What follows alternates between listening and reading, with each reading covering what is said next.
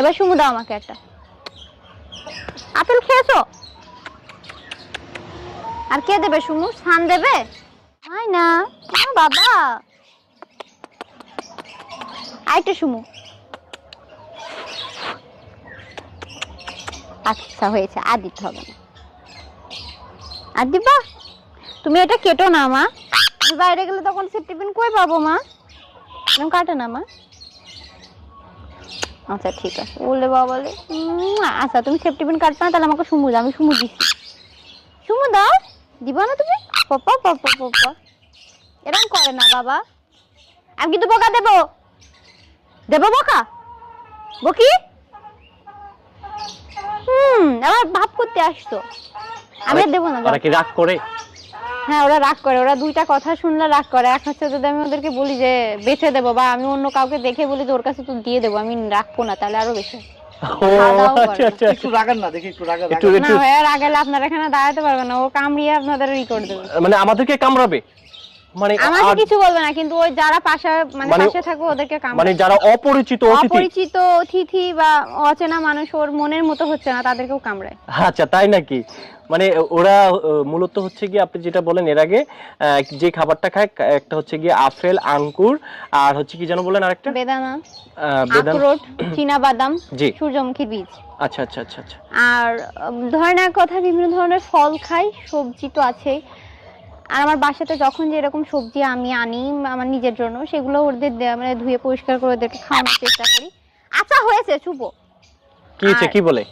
এই যে এটা কাটছে, আমি এরকম করছি তার জন্য রাগ হয়ে যাচ্ছে। ওর কথাটা কি আপনি বুঝতে পারেন?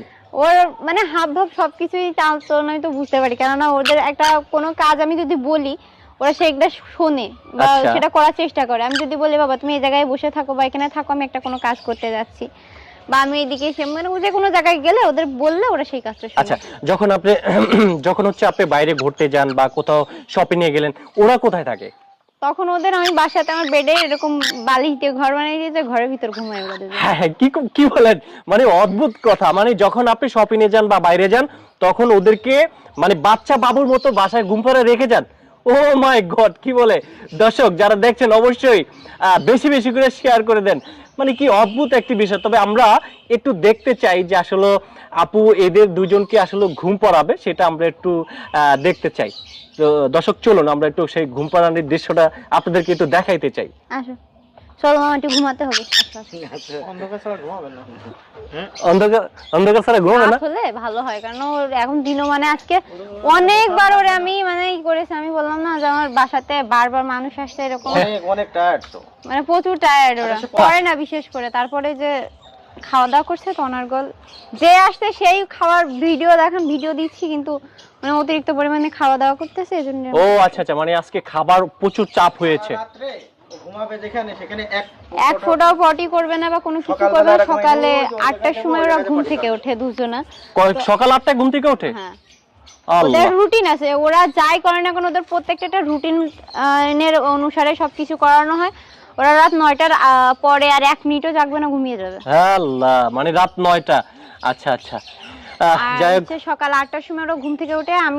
আমি থাকি অনেক সময়, অনেক সময় আমার কাজটা যদি না থাকে তখন আমি নিজেও ঘুমাইলে ওরা হচ্ছে আমার গায়ে এরকম করে টুকা দেয় যে ওঠো আমি বাথরুমে যাবো, এরকম কোনো কিছু যখন আমি ঠুকা দেয় তখন বাইরে নিয়ে আসলে ওরা ওই গ্রিলের উপর দাঁড়িয়ে পটি করে। ও মাই গড, তখন পটি করে। মানে দর্শক একটি কথা বলে রাখতে চাই আপনাদেরকে, ওরা যখন ওদের বাথরুমে চাপ দিবে তখন হচ্ছে গিয়া মানে যেটা বলে এক পর্যায়ে যে মাম্মিকে ডাকে, হ্যাঁ, যে মানে ওদের ঠোঁট দিয়ে হচ্ছে গিয়া ডাকে যে ওনারা বাথরুমে যাবে। তো হচ্ছে গিয়া আপু বুঝতে পারে বিষয়টা, এক পর্যায়ে হচ্ছে দরজা খুলে দিয়ে ওদের স্থানে ওরা যায় বাথরুম করে। আচ্ছা আচ্ছা আচ্ছা, ওরা বাইরে সেই বাথরুম। খুব অসাধারণ প্রতিভা দেখে রীতিমতো অবাক হয়ে গেলাম। তো সবাই ভালো থাকবেন, নতুন কোনো পর্ব নিয়ে আপনাদের সামনে আমি আরিফ হায়দার আবারও হাজির হব। আসসালামু আলাইকুম ওয়া রাহমাতুল্লাহি ওয়া বারাকাতুহু।